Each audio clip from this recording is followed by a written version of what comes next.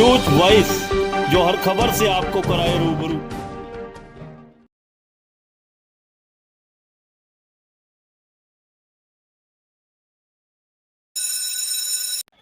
41 दिनों तक लगातार अनिश्चितकालीन हड़ताल पर रहे प्रदेश के लिपिकों के बाद सूबे की 20,000 आशा कार्यकर्ताओं के हड़ताल पर चले जाने से न केवल स्वास्थ्य विभाग का कामकाज प्रभावित हो रहा है, बल्कि स्वास्थ्य व्यवस्था भी चरमराने लगी है। इसी के चलते रेवाड़ी में भी जिला सचिवालय के सभी स्थित राजीव चौक के पास पिछले 10 दिनों से धरना दे रही आशा कार्यकर्ताओं में जोश भरने के लिए आशा वर्कर यूनियन की प्रदेश अध्यक्ष सुरेखा आज धरना स्थल पर पहुंची और आशा कार्यकर्ताओं को संबोधित करते हुए सरकार को चेतावनी दे डाली कि अगर समय रहते सरकार ने उनकी मांगों को पूरा नहीं किया तो प्रदेश भर की हजारों आशा कार्यकर्ता आने वाले विधानसभा चुनाव में सरकार को इसका करारा जवाब देंगे। वहीं पत्रकारों से बातचीत में प्रदेश अध्यक्ष सुरेखा ने कहा कि पिछले 5 सालों में सरकार द्वारा उनकी ओर ध्यान देना तो दूर, उनके मानदेय में बढ़ोतरी तक नहीं की गई है, जबकि उनका काम जरूर 3 गुना बढ़ गया है। उन्होंने कहा कि अपनी मांगों को लेकर पिछले 5 सालों में वे लगातार प्रशासनिक अधिकारियों से लेकर सरकार तक अपनी आवाज बुलंद कर चुकी है। 12 अगस्त को आशा कार्यकर्ताओं द्वारा प्रदेश के सभी विधायकों को मांग पत्र सौंपे गए।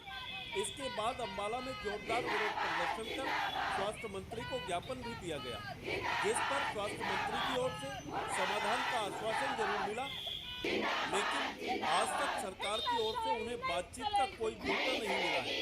ऐसे में आशा कार्यकर्ताओं में सरकार के प्रति भारी रोष और आक्रोश है और इसी अन्याय के खिलाफ वे लगातार अपनी आवाज उठा रही है। उन्होंने कहा कि अगर अब भी सरकार ने उनकी मांगों को अनदेखा किया तो वे चुप नहीं बैठेंगे और लगातार अपना विरोध प्रदर्शन इसी तरह जारी रखेंगे।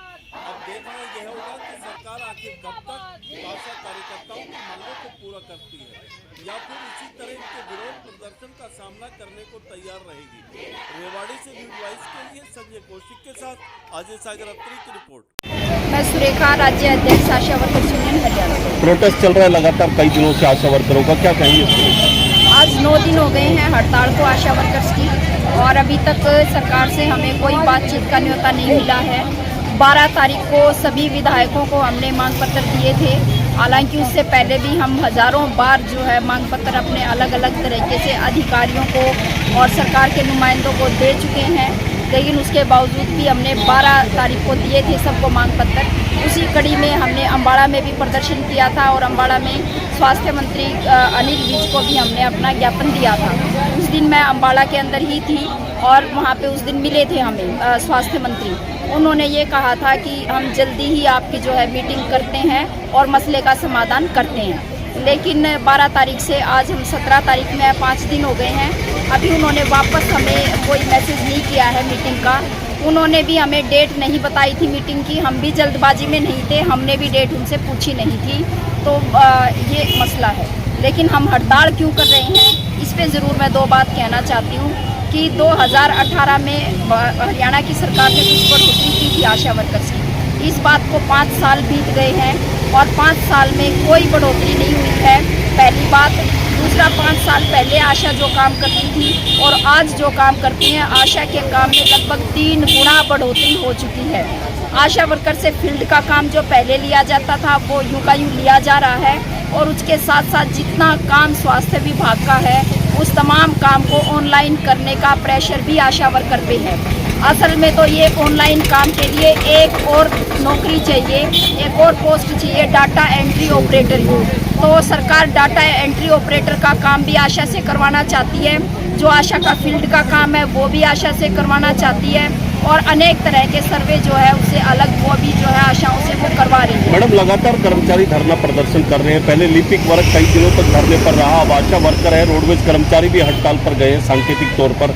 क्या लगता है कि सरकार कब तक आपकी मांगों को पूरा करेगी या आगे क्या कुछ रणनीति आप लोगों की रहेगी? हमारा काम अपना जो हमारे साथ अन्याय हो रहा है उस अन्याय के खिलाफ आवाज उठाना हमारा काम है आज हरियाणा की आशा बेहद ईमानदारी के साथ और शानदार एकता के साथ हम ये कह सकते हैं कि ये पॉसिबल नहीं हो पाता। जहाँ पे हज़ारों वर्कर हों वहाँ पे 100 के 100% वर्कर जो है हड़ताल पे चले जाएं, उनकी एकजुट आवाज़ आए। लेकिन ये आशाओं के लिए जो है शानदार बात है कि 20,000 वर्कर एक साथ हड़ताल पे और वो एक साथ आवाज़ उठा रहे हैं। सरकार नहीं सुनती है। अब सरकार यदि नहीं सुनती है तो ये कहते हैं कि हरियाणा में एक कहावत है कि जब गिद्दड़ की मौत आती है तो वो गाँव से ही भागता है। तो अब ये जनता के सामने हो रही है।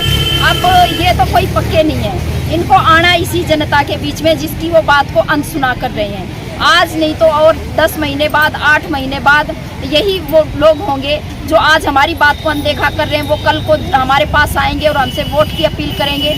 तब हम अपना हिसाब बराबर कर लेंगे। हमारे पास मौके बहुत हैं, सरकार बात नहीं सुनेगी। असल में मौका सरकार के पास नहीं है, उनकी मजबूरी है कि उनको हमारी बात सुननी भी पड़ेगी और उसका समाधान भी करना पड़ेगा।